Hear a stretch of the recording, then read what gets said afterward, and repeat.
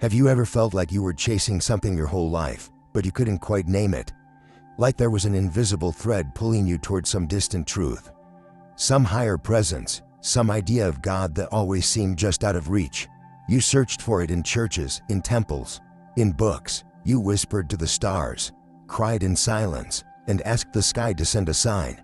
You lit candles, you read holy texts, you asked others what they believed, hoping their conviction would fill the void inside you. And for a time, maybe it did, but then that silence returned. That quiet ache, that question that refuses to die. Is there something more? Someone more? Am I alone in this vast world? It's a question as old as humanity. It lives in every trembling prayer and every gaze upward toward the heavens. And it's a question that Buddhism meets not with dogma, but with stillness. Let's pause for a moment, right here. Take a breath, not a shallow one. A deep, conscious breath, in through your nose, out through your mouth.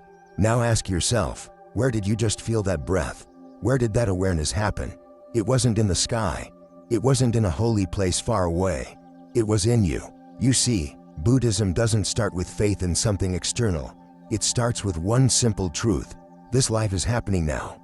Right here, in this body, in this moment. And if you want to know the truth, not someone else's truth, not a belief system handed down, but your truth, you must begin exactly where you are.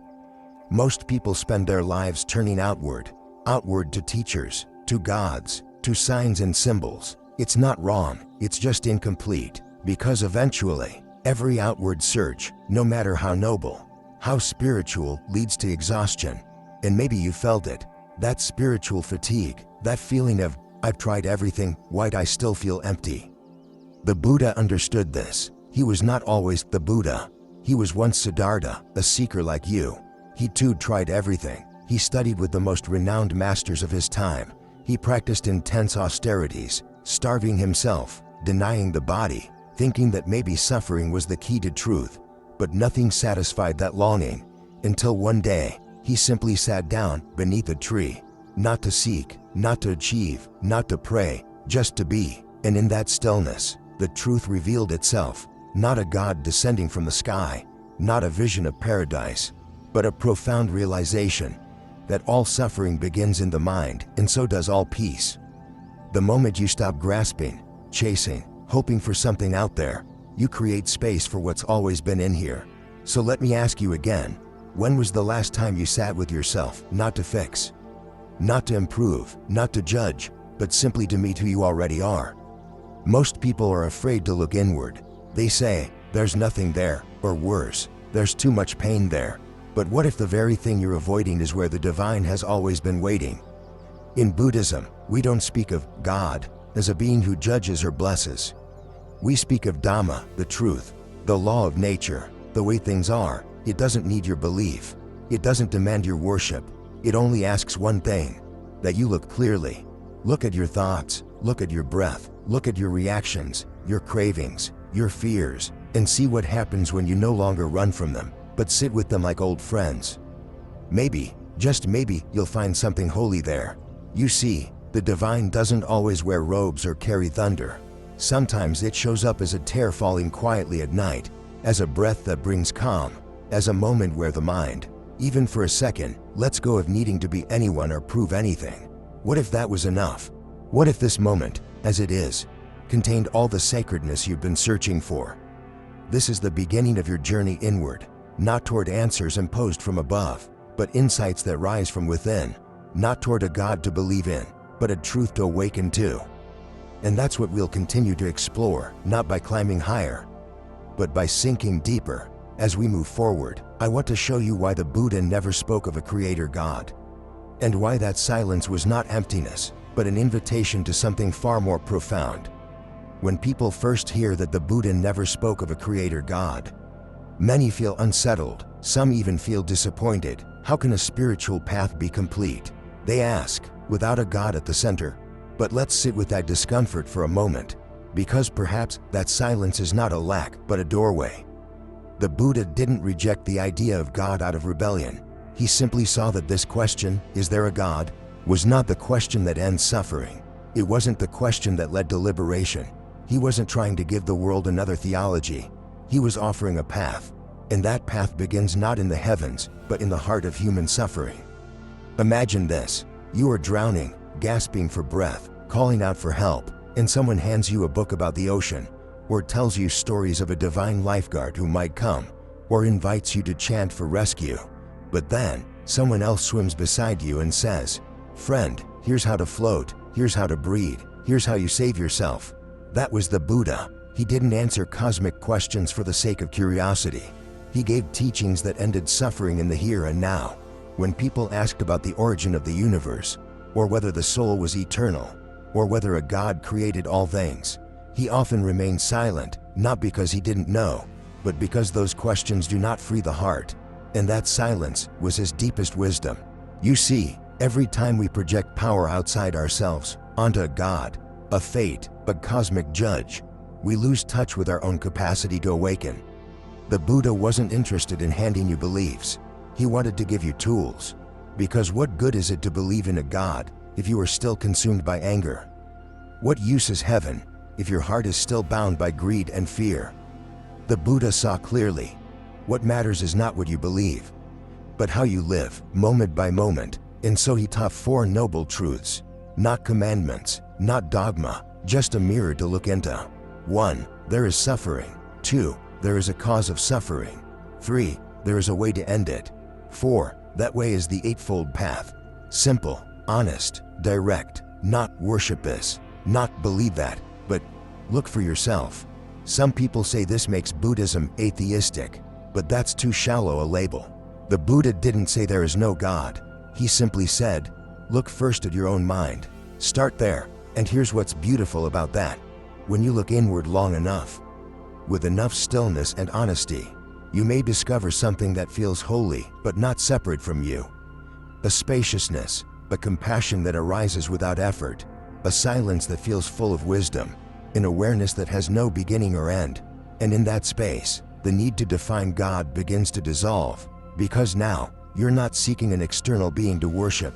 You're sitting with something sacred that you can experience right here, in your own consciousness. That's why many enlightened beings in the Buddhist tradition radiate a presence so serene, so loving, that others feel they are in the presence of something divine, even though that being claims nothing for themselves. Because they've stopped looking outward, and now, they carry the light inside. So what happens when we stop searching for a God up in the clouds and start listening to the silence within? We begin to understand what the Buddha meant when he said, "Be a light unto yourself." Not in pride, not in isolation, but in humility, because when you truly look into yourself, you don't just find your pain, you find the pain of all beings. And you stop asking, who will save me? Because you realize, we are all walking each other home. This is the heart of Buddhism, not to replace your God, but to help you see that perhaps what you called God has been knocking from the inside all along. That warm presence you seek, it's there in your patience. That grace you long for, it's there when you forgive. That light you chase, it appears the moment you stop chasing. The Buddha didn't tell you what to believe. He invited you to sit still long enough to see what is always already true. So don't be afraid if this path seems quiet, if it offers no grand images in the sky. Because sometimes, the most profound truths are not shouted, they are whispered in the space between thoughts. And perhaps, the reason the Buddha never preached a creator is because he trusted you to awaken without needing one. Now, before we move on, I want you to feel something. Put your hand on your chest. Close your eyes for just a moment. Feel the rise and fall of your breath. Feel the pulse of life within you. This, not a faraway God, not a distant heaven. This is where the sacred begins. In the next part of our journey, we'll look deeper into what this inner truth actually is and how the mind, like a mirror, must be cleaned before it can reflect what's real. When I was young, I thought enlightenment was something you could chase, like a prize waiting at the end of effort, discipline, and sacred rituals. I believed that if I tried hard enough, meditated long enough, fasted deeply enough, bowed low enough, some divine truth would come to me like a thunderclap.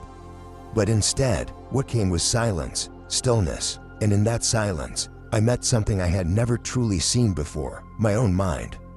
Not the thoughts, not the knowledge, not the voice that says, you're doing well or you're not enough. No, I mean the quiet presence beneath all of that, the awareness that simply is. And in that moment, I understood. The journey isn't about becoming someone different. It's about removing the layers that have hidden who you've always been.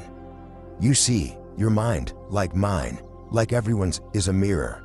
A pure, luminous mirror. But over the years, it becomes covered, not broken, just dusty.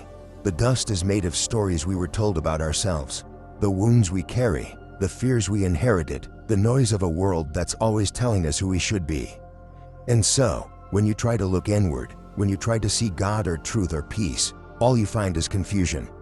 Not because the truth is far away, but because the mirror has not yet been cleaned. This is why the Buddha didn't give you a God to worship, but a path to walk, because the work isn't to reach for something high in the sky. It's to come back to what is already here, already in you, already awake. That's what we forget. We keep searching for light in the heavens, while carrying a candle quietly burning in our chest. And every time we look away from ourselves, every time we think salvation lies in someone else's hands, the candle flickers. Not because it's failing, but because we've stopped protecting it from the wind of our own distractions. Meditation, in its deepest sense, is the art of sitting with the mirror, not to force clarity, not to rush transformation, but to simply be present and let the dust fall on its own. The longer you sit, the more you see. At first, maybe you see your restlessness, your impatience, the noise you've been avoiding. That's normal. That's good. You're not failing. You're finally listening. Keep going. Then maybe you see pain, old memories, regrets, faces you miss, wounds you thought were long healed. It's okay. Let them come. Let them speak. Because healing is not about erasing what hurts. It's about holding it gently enough that it stops screaming. And when the screaming fades, the mirror starts to shine. Not suddenly, not dramatically, but slowly, like the light of dawn easing its way into a dark room. And then, maybe not today, maybe not tomorrow, but one day, something shifts. You look into the mirror and you don't see flaws. You don't see shame. You don't even see a self in the way you once did. You see spaciousness. You see stillness. You see a kind of grace that doesn't belong to any religion, but lives in every breath. And that's when you understand, you were never lost. You were never separate. The sacred you've been chasing has always lived in the very awareness that was watching the chase. This is what the Buddha meant when he said the mind is luminous. Not in a poetic way, but in the most literal sense. There is a light behind your eyes that does not age, does not break, does not belong to any name or form. You can call it awareness. You can call it presence. Or, if you wish, you can call it God. But no matter the name, it is not out there. It's here, in this very moment, in this very breath, in the stillness behind these very words. And so the question is no longer, where is God? It becomes, can I be still enough to remember what has never left me? You don't need to change who you are. You don't need to escape this life. You simply need to see it clearly, and in that clarity, you'll find what's holy, not separate from you, not above you, but arising through you, like water through a spring. As we move forward, I want to walk with you into the next layer of this search, one that's often hidden behind our spiritual seeking. A craving that masquerades as devotion, a longing for something or someone to save us, to make us whole, to take away our uncertainty. And the truth is, even that longing, too, is part of the dust. In the next part, we'll look at this craving, not to condemn it, but to understand it, because only through understanding can we begin to let go. And only through letting go can we begin to see clearly. There's a quiet hunger that lives inside most of us, a longing that doesn't always have words. Sometimes it feels like loneliness. Sometimes it feels like emptiness. And sometimes, especially in our spiritual lives, it takes the form of this hope. If only someone would save me. If only someone, somewhere, could take this burden away. We may not speak it out loud. We may dress it in different clothes, devotion, worship, prayer, but at the heart of it is often the same thing, a desire for someone else to do the work of healing, a longing for someone else to take away the uncertainty of being human, someone stronger, wiser, perfect, divine, and so, we search for a savior. We imagine that somewhere out there is a being who sees everything, knows everything, who can sweep away our pain with a gesture, who can love us completely without ever leaving. And just the idea of such a presence brings comfort. It softens the ache. It gives us something to hold on to. But the Buddha, in his deep, quiet compassion, looked into that very craving and saw the truth, that even our longing for salvation is still craving.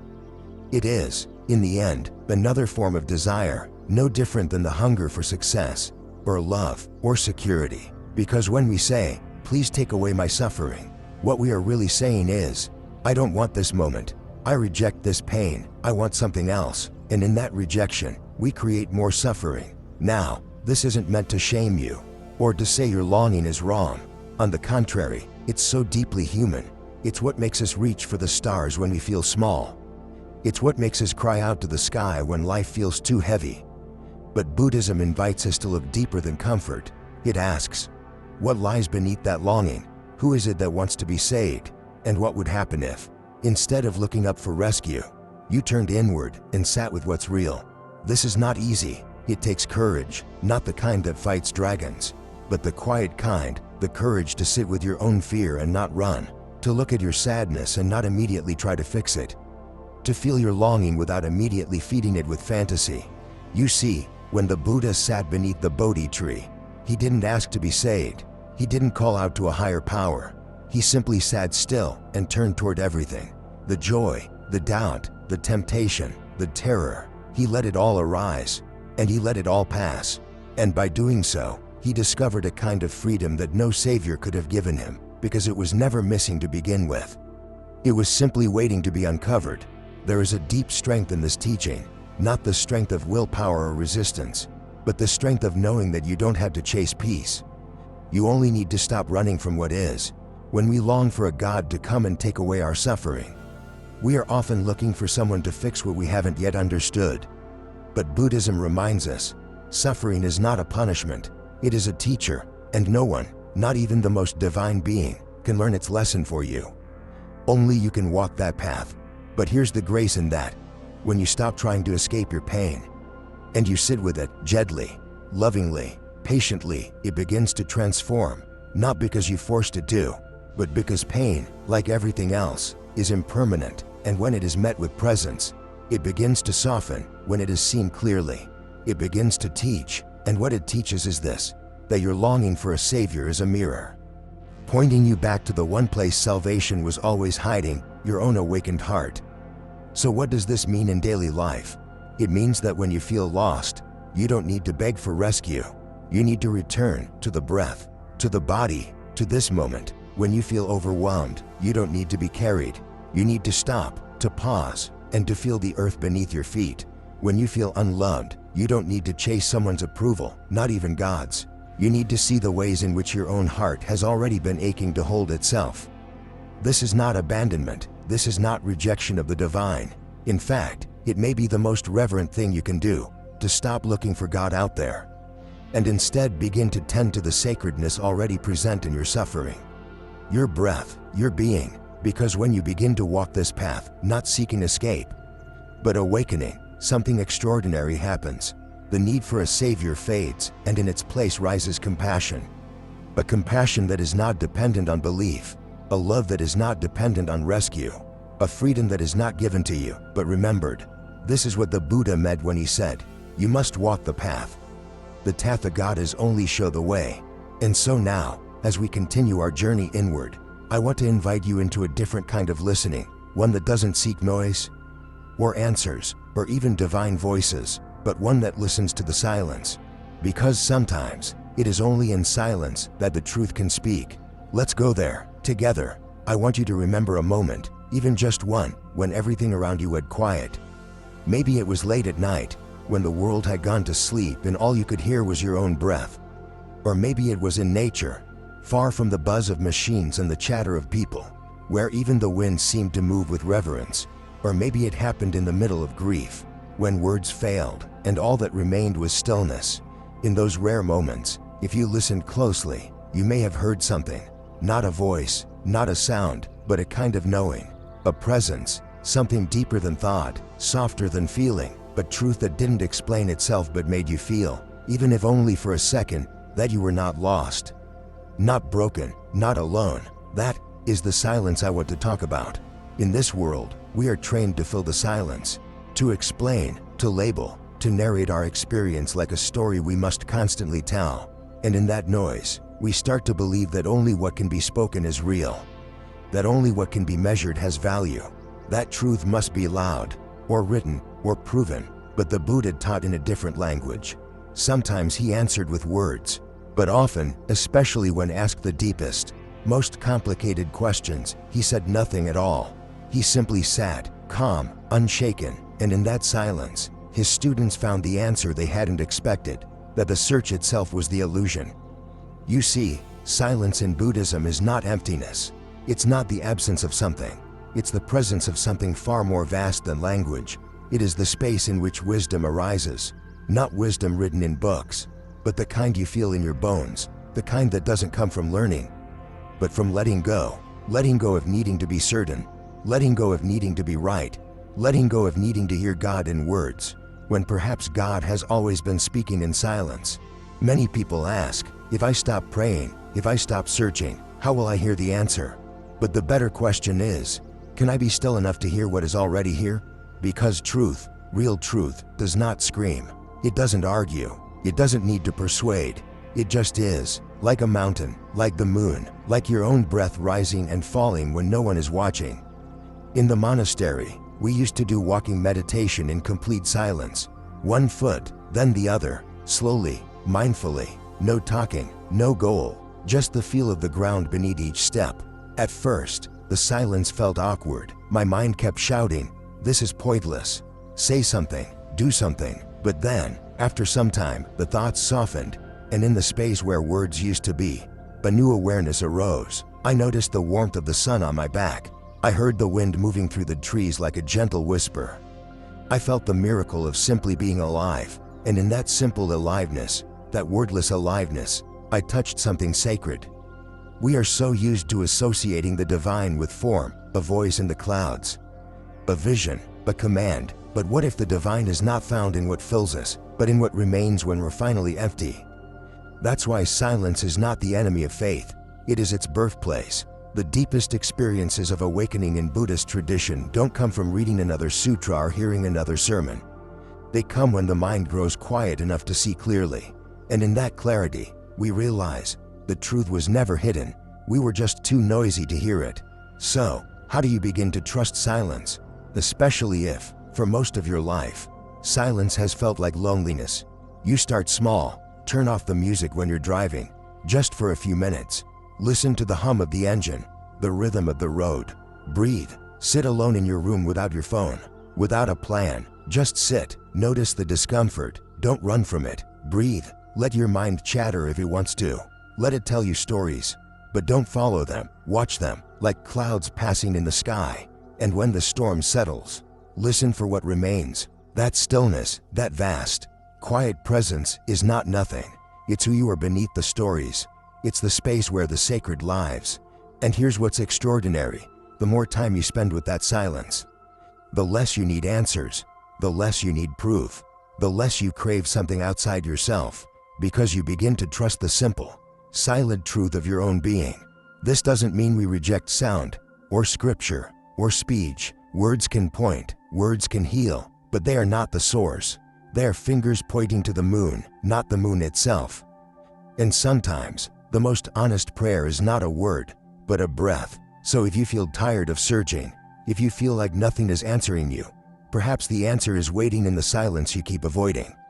Perhaps it's not a voice that will guide you, but a presence that has never left you, waiting, quietly, patiently, behind every thought. And in that silence, you may begin to see something astonishing, that the stillness you thought was empty is full. Full of wisdom, full of compassion, full of the sacred. In the next part of our journey, we will explore one of the most radical teachings of all, that perhaps you are not broken, that you are not missing anything, that the sacredness you seek is not a future prize, but your original nature. There is a quiet lie that most of us carry, a lie so subtle, so deeply woven into the fabric of our upbringing, that we mistake it for truth. And it is this: I am not enough. We don't always say it out loud. Sometimes it hides behind the hunger to improve, to succeed, to become spiritual, to become better. Sometimes it hides beneath guilt, or the belief that we have to earn our worth.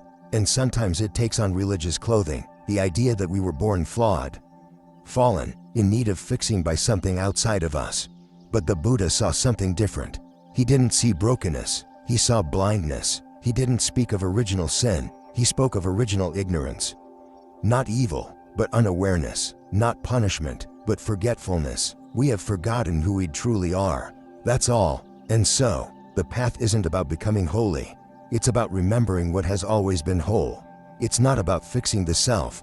It's about seeing through the illusion of the self that needs to be fixed.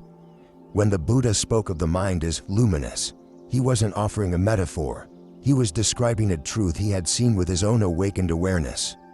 Beneath all the layers of fear, desire, jealousy, and shame, there is a mind that is naturally clear, naturally compassionate, and untouched by the confusion it observes. The problem is not that we're lacking something.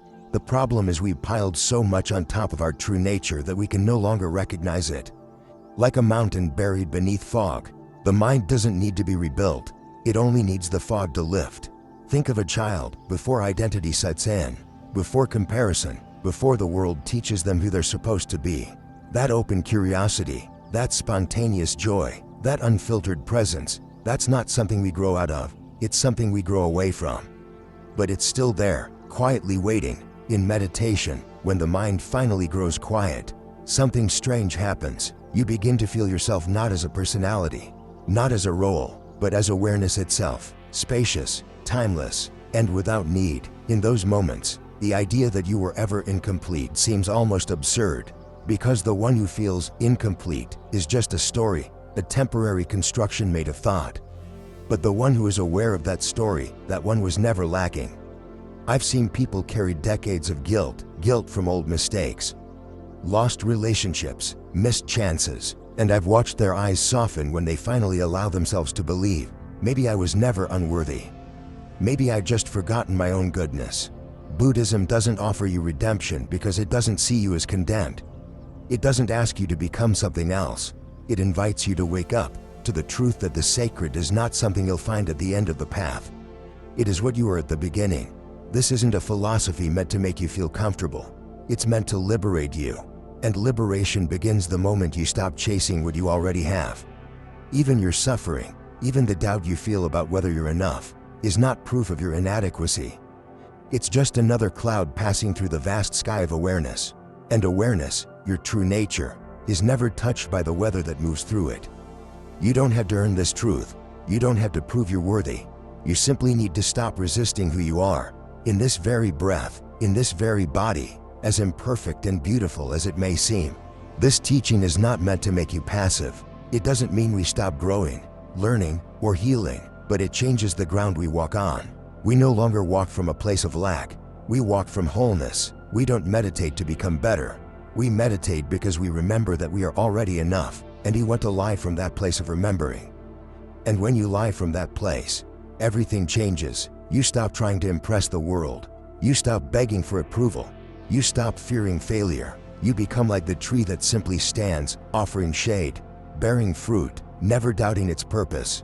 And slowly, you realize, maybe God isn't something outside, judging your worth. Maybe the sacred is what arises when you stop judging yourself. Maybe the voice of awakening isn't a thunderclap from the heavens. Maybe it's the still, small knowing that says, I am already home. As we continue this journey, I want to walk with you now into the heart of this path, not as a concept, not as a belief, but as a lived truth. Buddhism doesn't offer you a deity to worship. It offers you a path to walk, step by step, moment by moment, not to earn enlightenment, but to remember it. And so next, we explore that path, not a path in the sky, but a path walked with your own 2 feet, grounded, humble, and alive, a path where each step becomes the destination. There is a common misunderstanding that awakening is like stumbling upon a hidden treasure, something buried deep beneath the sands of time, waiting to be uncovered by the worthy. Many seekers spend years searching for this moment, that sudden flash of light, that divine revelation that will change everything. They travel across countries, attend retreats, read countless texts, sit at the feet of masters, hoping to find the path. But the truth is quieter, simpler, and far more humbling. You don't find the path, you walk it. The Eightfold Path that the Buddha taught is not a mystical ladder to heaven. It is a way of living, a way of seeing, a way of responding to the world, one breath at a time. And it doesn't begin after some grand realization. It begins wherever you are, exactly as you are. You wake up in the morning, and you're tired, you're irritated, your mind already racing, and in that moment, you have a choice. Do you react from habit, from impatience, from ego, or do you pause, breathe, and take one mindful step forward? That pause is the path. You're speaking with someone who misunderstands you, who pushes your buttons, who judges unfairly. Your body tightens, your voice wants to rise, but something in you notices the tension. You take a breath, you choose to speak with care instead of heat. That care is the path. You sit in meditation, but your thoughts are all over the place. You feel like a failure, but instead of getting up, instead of judging yourself, you smile gently and come back to the breath, just once more. That returning is the path. There is no perfection in practice. The Buddha never said that walking the path meant being above suffering, beyond mistakes. He simply showed us how to meet our suffering and our mistakes with wisdom, with compassion, with awareness. That's what makes it a path and not a destination. It unfolds with each step. And the most beautiful part is, you don't have to wait for peace. You practice it now, even if your heart still aches. You don't have to wait for clarity. You walk mindfully now, even if your mind is still clouded. That is the miracle, not that peace arrives when everything is in order, but that the path reveals itself every time we choose presence over habit, truth over ego, kindness over control. You don't have to believe in anything supernatural to begin. You don't need a guru or a robe. You don't even need to call yourself Buddhist. All you need is a willingness to look honestly, to act with care, to listen deeply to your own experience, not the one you want to have, but the one that's actually here. This path is made of ordinary things: right view, right intention, right speech, right action, right livelihood, right effort, right mindfulness, right concentration. They sound simple, but they require everything, not because they are difficult to understand, but because they ask us to live fully and to take responsibility for how we show up. Responsibility not in the sense of blame, but of power, the power to choose, the power to respond with clarity instead of reaction, the power to meet life not with resistance, but with openness. When you start to walk like this, something extraordinary happens. Your whole life becomes sacred, not because it's flawless, but because it becomes conscious. Every act, making tea, folding laundry, driving to work, becomes a chance to wake up. And you start to realize the spiritual life is not separate from the ordinary life. The way you speak to a stranger, the way you treat your own thoughts, the way you hold space for grief or joy, this is the temple.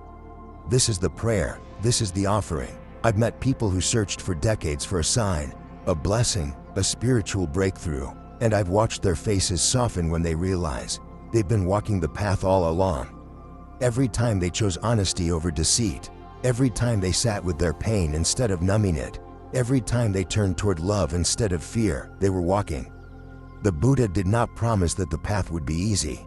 In fact, he said the path is narrow, subtle, often going against the current of our habits. But he also said something else, something that has guided me through the darkest nights. No one saves us but ourselves. No one can and no one may. We ourselves must walk the path. And that is not a burden, it is a gift. It means your freedom is not dependent on the world changing. It means you don't have to wait for circumstances to align. You can begin right here, in this messy, beautiful, ordinary moment, with whatever tools you have, whatever breath you're on, whatever feeling is rising in your chest. Because the path is not out there, it is under your feet. So the next time you feel lost, the next time you wonder where God is, or when awakening will arrive, ask yourself instead, can I take one mindful step, right now, and then do it, not to arrive, but to be here. That one step is enough. It always has been. In the next part, we'll walk into the lives of those who discovered this truth for themselves, not through belief, but through direct experience. Stories of ordinary people who stopped searching and began living, and in doing so, awakened something sacred within. Sometimes the teachings sound beautiful, even logical, but still feel far away. We listen, we reflect, but something in us whispers, yes, but not me. I'm too flawed, too broken, too ordinary. That voice is gentle, but powerful. It convinces us that awakening is for someone else, the monks in the robes, the sages in the mountains, the saints in the books. We forget that the Buddha was once a man, a confused, hurting, human being, just like you, just like me. But over and over again, the Dharma shows us something simple and quietly revolutionary. The path to awakening does not begin with perfection. It begins with honesty, and it is walked by ordinary people, living ordinary lives. Let me tell you a story. There was once a woman named Kisagatami. She lost her only child, her baby boy, and in her grief, she could not accept his death. She carried his lifeless body from door to door, begging anyone who would help to bring him back to life. Some turned away, others tried to comfort her, but her pain was too deep, too raw. At last, someone sent her to the Buddha. She stood before him, broken, trembling, desperate. "Please," she begged, "you are the enlightened one. Bring him back to me." The Buddha looked into her eyes with great compassion and said, "I will help you, but first, bring me a handful of mustard seeds from a home that has never known death." Relief flooded her. She ran from house to house, knocking on doors, asking for mustard seeds. Every home had them, but every home had also known death. A grandfather, a sister, a friend, a child. Again and again, she heard stories of loss, of sorrow, of love and letting go. And slowly, something shifted in her heart. She stopped searching for the mustard seeds. She returned to the Buddha empty-handed, but now full of understanding. Her child had died, but so had everyone's. She was not alone in her grief. She had been searching for a miracle outside herself, but what she found was the truth, that death and sorrow and impermanence were not punishments. They were the fabric of life itself.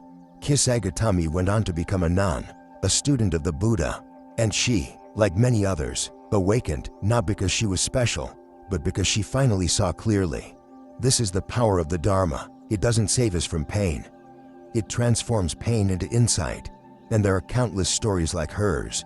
Take Angulimala, the murderer, a man once so consumed by hatred and delusion that he wore a necklace of his victim's fingers. But even he, when he met the Buddha and saw his own reflection clearly, not in fear, not in shame, but in compassion, dropped his weapons, fell to the Buddha's feet, and began to walk the path. He, too, awakened, not because of what he had done, but because of what he chose to do next. These stories are not just ancient legends. They are mirrors. They reflect the parts of ourselves we're too afraid to look at, and they show us what becomes possible when we do. Not every awakening looks dramatic. Sometimes it's as quiet as a sigh, as ordinary as washing the dishes. But the common thread is always the same, a return to presence, a letting go of illusion, a turning inward and discovering that the truth had been waiting patiently. All along, I once met a man in his 70s who had lost his wife after 40 years of marriage. Her absence shook his world. He told me that in the first year after her passing, he tried everything to numb the pain, distractions, substances, escape. Nothing worked. One day, exhausted, he sat down on a bench in the park where they used to walk. He closed his eyes, and for the first time, he allowed the grief to come, unfiltered, unresisted. It broke him open, but in that breaking, he felt something strange, a soft awareness beneath the sorrow, a stillness that wasn't grief and wasn't joy, but something deeper than both. He said to me, "That silence held me. It didn't fix anything, but I wasn't alone anymore." And I think, maybe that's God. He didn't become a monk. He didn't change his religion. But from that day on, he began living differently, more gently, more slowly. He said he stopped searching, and that's when the peace came. These stories matter not because they are miraculous, but because they are real. They remind us that awakening isn't reserved for the perfect. It belongs to anyone who dares to stop running, to stop grasping, and to turn toward the truth, no matter how messy, painful, or uncertain it may be. So what about you? Maybe you haven't sat under a Bodhi tree. Maybe you haven't joined a monastery or renounced the world. But you've known sorrow, you've known longing, you've had moments of clarity and moments of confusion.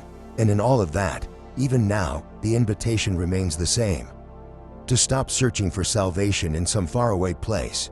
To sit down, right where you are, to feel the breath, to meet yourself, to walk, not toward a destination, but toward truth. As we near the end of our journey, we'll look now at one of the great dangers in all spiritual paths, the temptation to escape our own humanity by worshiping something outside of it. The Buddha warned us of this, and in the next part, we'll explore how even devotion, when misused, can become another chain, and how Buddhism gently, lovingly, brings us back inward. There is a kind of devotion that opens the heart, and there is a kind that quietly closes it. One liberates, the other binds. One invites you to see clearly, the other asks you not to look too closely. One is alive, flowing, honest, the other is rigid, borrowed, and afraid. The Buddha never told people not to have faith, but he warned us, with great compassion, of what happens when faith becomes a substitute for understanding. When we bow, not out of reverence, but out of habit. When we chant, not from clarity, but from fear. When we seek answers outside of ourselves because we're too terrified to face the silence within. This kind of worship is comforting but shallow. It gives us the illusion of connection without the work of intimacy. It says, if I just do this ritual, repeat this prayer, believe this idea, then I will be safe. But Buddhism is not a path of safety. It is a path of truth, and truth is not always comfortable. There's an old saying, you can't wash your hands by watching someone else bathe. In the same way, you cannot wake up by worshiping someone else's awakening. No matter how radiant the Buddha's smile, no matter how inspiring the stories of saints and masters, if you do not turn inward, if you do not walk your own path, their light will remain outside of you. This is the danger of external worship, that it feels like movement, but keeps us still, that it feels like devotion, but deep down, it is avoidance. We project the divine onto a statue, a teacher, a text, and then forget that the very awareness doing the projecting is sacred too. I've seen people bow 100 times a day, recite every mantra, light incense with the utmost care, and yet never pause to examine their thoughts, never question their anger, never sit quietly with their pain. And I've seen others, who never enter a temple, who speak no spiritual language, but who treat others with kindness, who listen with presence, who respond to life with humility, and in them, I see the Dhamma alive. This is not to say rituals are wrong. They can be beautiful, they can open doors, but they are meant to point you inward, not replace the journey. A bell is not the silence. A book is not the truth. A statue is not the Buddha. These are reminders. They are fingers pointing to the moon. But you must still look up. You must still walk. The Buddha was never interested in being worshipped. In fact, he discouraged it. When asked how to honor him, he said, practice the Dhamma sincerely. That is the highest respect, not belief, not praise, practice. And so, the question is not, who do I believe? The question is, how do I live when no one is watching? The real temple is built in the quiet moments, when you choose patience over reaction, when you admit your mistakes instead of hiding behind pride, when you meet your own pain without needing to blame anyone else. That's where awakening begins, in those unseen, ordinary decisions, where you act not because someone told you to, but because something inside you has started to open. There was once a student who traveled far to meet a famous Zen master. He asked, "Master, what is the true path?" The master replied, "Do you hear the stream outside?" The student paused. "Yes." The master said, "Enter there. That's it. No long sermon, no rules to memorize. Just enter your life as it is now, because truth is not hidden. It's just overlooked. We keep waiting for the divine to strike like lightning, when really, it's been rising with the sun every morning, showing itself in the way your body breathes, in the feel of water on your skin, in the chance to listen, truly listen, to another person's heart. If you keep waiting for awakening to come from the outside, you'll miss the miracle that is already happening on the inside. So pause here with me for a moment. Close your eyes, if you're able. Feel the breath entering your nose. Feel the chest rise. Feel the body existing, not as an idea, not as a problem, but as a living presence. You don't have to add anything. You don't have to fix anything. This very moment is enough. And in this enoughness, what happens to the need to worship something else? It softens, not out of disrespect, but because you see, the Buddha is not a statue. The Dhamma is not a doctrine. The sacred is not reserved for temples. It lives wherever truth is welcomed, wherever kindness is chosen, wherever silence is honored. So the next time you feel that pull, that instinct to reach for something outside of you, pause. Ask yourself, am I seeking connection or escape? Am I surrendering to truth or hiding from it? Am I following a path or simply repeating a pattern? And then, listen, the answer will not come as a thunderclap. It will come as stillness, as space, as a quiet knowing in your chest that says, you are already home, you've always been. In the final part of our journey, we will return fully to this place, the place that's been waiting for you all along. No sky to reach, no savior to beg, no truth to chase, just this life, just this breath, just this moment. You are the temple, let that be enough. We've traveled far together, though perhaps, in truth, we've never really moved at all. Because this journey, from the very beginning, wasn't about going somewhere new. It was about returning to what's always been here. Beneath the noise, beneath the fear, beneath the endless searching. And now, at the end of this path, or rather, at the beginning of your own, there's one truth I hope you can carry with you. Gently but firmly, for the rest of your life. You are the temple, and that is enough. You don't need to climb mountains to find God. You don't need to memorize scripture to touch truth. You don't need to wait for someone to bless you before you are worthy of peace. The sacred is not locked away in distant places or ancient languages. It lives in the way you breathe, the way you notice, the way you pause, even just for a moment, before speaking or acting, and choose compassion instead of control. You are not missing anything. You never were. The Buddha's teachings were not meant to turn you into a better version of yourself. They were meant to help you wake up from the illusion that you are incomplete. To see through the stories you've been told, and the ones you keep telling yourself, that say you are not enough. Not ready, not whole, but you are, even with your doubts, even with your regrets, even with the parts of yourself you haven't yet made peace with. You are the temple, not because you are perfect, but because you are aware. You have the capacity to witness your own mind, to meet your own suffering, to hold space for your joy and your sorrow without collapsing into either. And that awareness, quiet, spacious, intimate, is more sacred than anything built from stone or written in gold. Let go, now, of the idea that awakening is something far away. It is not a treasure to be found at the top of a staircase, but the very ground beneath your feet. You are not walking toward the truth. You are walking as the truth. You were born into this world as a mystery, and you'll leave it the same way. But in between, in this fleeting, precious, ordinary life, you have the chance to remember. And in that remembering, every moment becomes holy. Washing a dish, watching the sun rise, sitting with a loved one in silence, holding your own pain with gentleness. These are not small things. These are the gates of the temple, opening. These are the teachings, alive in your body, in your breath, in your presence. Do not underestimate the power of presence. A single moment of true awareness can shift the direction of an entire life. A single breath, taken in full consciousness, can untangle years of confusion. A single act of kindness, given without agenda, can be more healing than 1,000 sermons. You may forget this. You may drift again into searching, into craving, into old beliefs that something or someone outside of you holds the answer. That's okay. Just don't stay there. Come back, return, again and again and again. That, too, is the path. The temple you are doesn't need to be maintained with fear or guilt. It needs to be honored with honesty, with love, with silence, and with the simple, powerful choice to keep showing up, even when it's hard, even when it's messy, even when you don't know what comes next. And when life breaks you open, as it inevitably will, when you lose what you thought you could not live without, when the ground beneath you shifts, when you are brought to your knees by grief or change or the sheer weight of being human. Remember this: you do not need to reach for something beyond the stars. You do not need to beg the heavens to save you. You need only to breathe, to sit, to feel, to return to yourself, to bow, not to a God above, but to the living truth within, because that's where the Buddha pointed. Not up, not out, but in, always in. And so now, at the close of this time together, I invite you to do the same. Place a hand on your chest.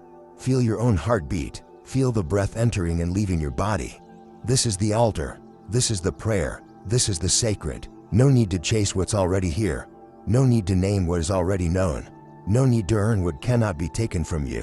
You are the temple. You are the silence. You are the light. And that is enough. Now, if this journey has touched something in you, if even a single word rang true, I invite you to pause before leaving, to reflect, to sit quietly for a few more breaths.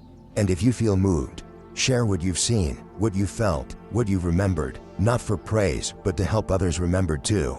And finally, if you'd like to continue walking this path together, you are always welcome here. Like, share, subscribe, not out of obligation, but because you believe in the power of truth shared freely. Let's keep walking each other home. Until we meet again, may you be well, may you be at peace, may you remember who you truly are.